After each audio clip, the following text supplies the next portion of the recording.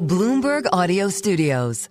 Podcasts, radio, news. You're listening to Bloomberg Businessweek with Carol Massar and Tim Stenovec on Bloomberg Radio. As more and more companies adopt AI and more consumers use it, the more we learn about the potential flaws of the technology. For example, Carol, maybe you remember last year when Google's AI suggested that everybody should just eat a rock every day. Not a good idea.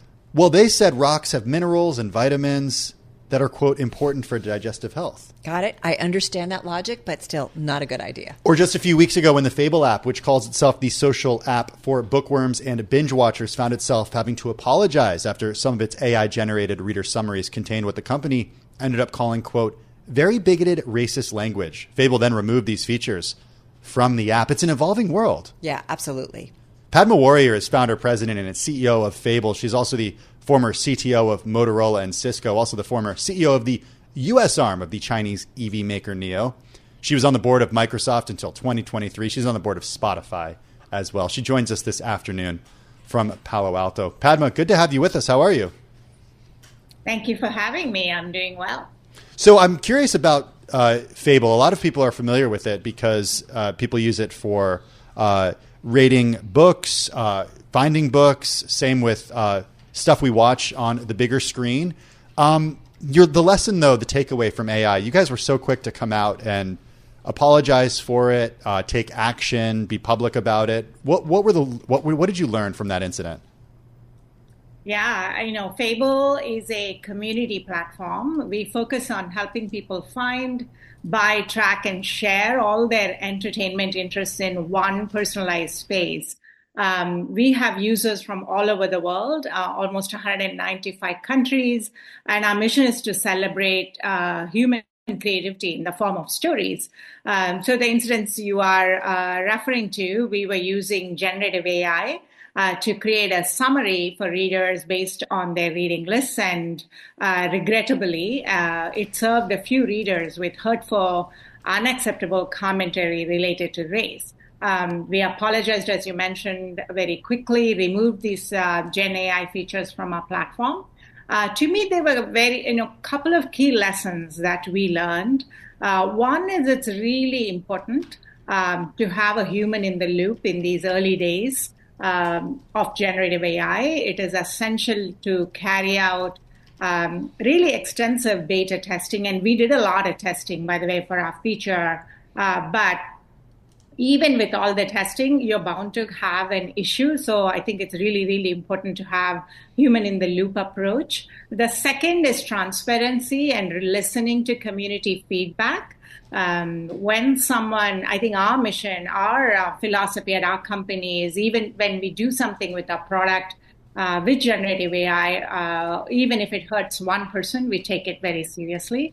So I think that level of transparency and being close to listening to the community and users and having the ability to react quickly, those are two big lessons that we learned. And I hope other entrepreneurs follow this. Padma, how much is it that just we're kind of early in on this process? I'm not excusing any of it that goes,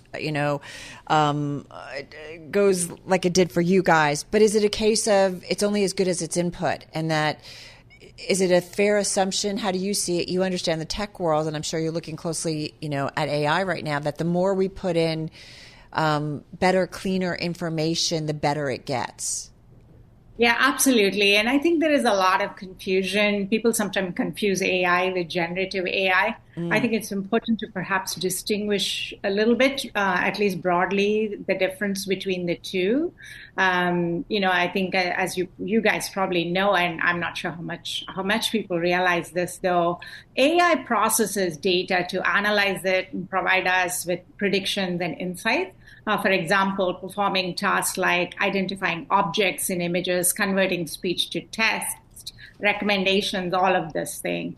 Generative AI is different. It creates new content based on the data that it has learned from. So generative AI can create text, can create images, can create music, videos, all of this. I find that generative AI, it's developing very quickly and very fast. And it's really, really important because, as I said, even the best AI needs human oversight at this stage. As you pointed out, it's only as good as the input. So it's really important to train generative AI algorithms and actually even AI on data sets that are culturally literate and sensitive. Because even as humans, we are evolving, right? Like language that was used years ago is not acceptable to us anymore. And it's really important to train our algorithms and artificial intelligence so that it doesn't inadvertently promote harmful stereotypes and biases. So, okay, and Tim and I are just kind of like listening to you. So I love, first of all, your distinction between generative AI and AI. And you're right to make the distinction. AI has been around for a long time. In terms of what happened on your app and the information that certainly was not welcomed, was that Gen AI or regular AI? That was Gen AI. Okay. We were using Gen AI in 3 of our features on the product. And we had issue with one of them, but we actually pulled all 3 features back. We launched 2 of them back without Gen AI and using human creativity, so that our community is actually more happy now with those features. Do you think you can relaunch the Gen AI feature eventually? I think it'll take us, I think for us, we need to be really cautious because as I said, if you look at the statistics, right, it was like 10 possible issues out of 30 million that we did. But even that small ratio, I think the interesting thing for me, at least with Gen AI, the testing can't just be quantified and say we had a very small percentage of failure, so we should release this feature. Because as I said, even one harmful comment and one hurtful comment is bad. And so how do you find that in millions and millions that you're creating? So I think at this stage, we will probably not use Gen AI for those sorts of features. And I think we will continue to work on it to train our models and algorithms in the right way. Do you think that the government should be more involved or should be very closely involved with oversight of AI? Generative AI. I'm not sure. I think it's difficult. I think with so much broad usage, I don't know if government should be involved, but there should certainly be guardrails. I think it's up to technology development teams and companies to put those guardrails and safeguards because there's broad sets of use cases. They're very specific sets of use cases. But yeah, definitely there should be policy that guides us at an overarching level. So that we could use that like anything we govern, right, with technology. I think that is the role the government should play. What about when it comes to TikTok? It's in the news right now, obviously, because of that Supreme Court ruling that we got the future of the fate of the app is uncertain. What are your thoughts on it?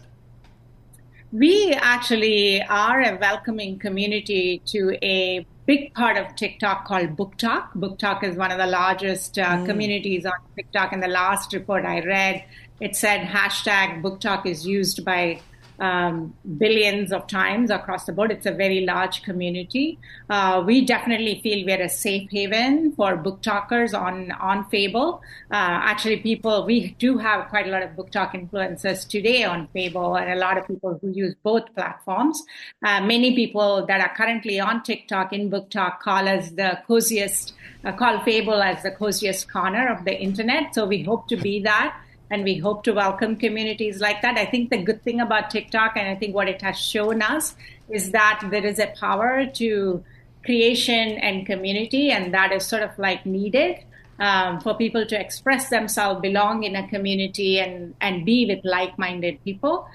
So we definitely hope we will be the haven for people that are currently on TikTok if it gets banned or it is not allowed to be used in the United States. You have 2 million users around the world. Have you seen an uptick in the last couple of weeks of people coming to the platform in anticipation of this?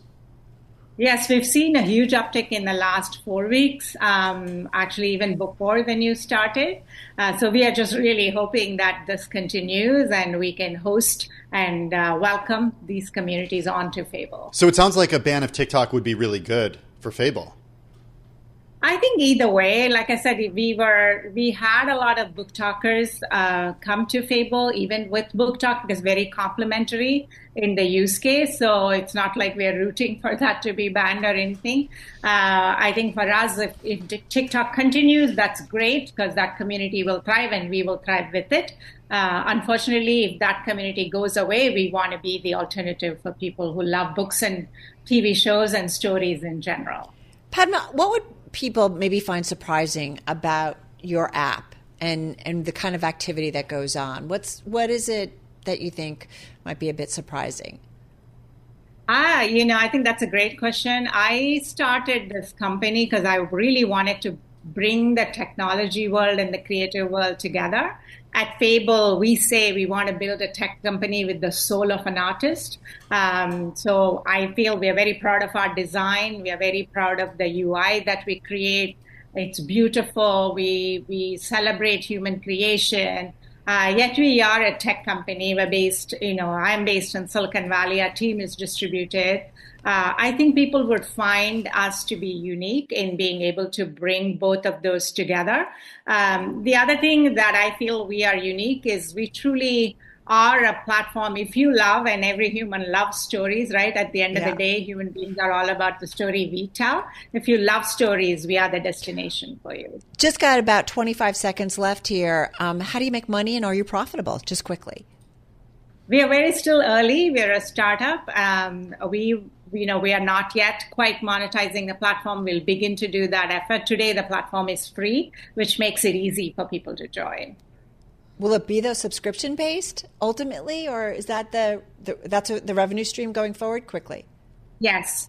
We will launch a subscription tier soon and hope to add additional value-added features for people to track their reading, keep track of their progress, right. Keep track of what interests they like, etc. Got it. Come back. We'd love to hear more over the year. Padma Warrior, founder, president, and CEO of Fable, joining us on this Friday. This is Bloomberg Businessweek.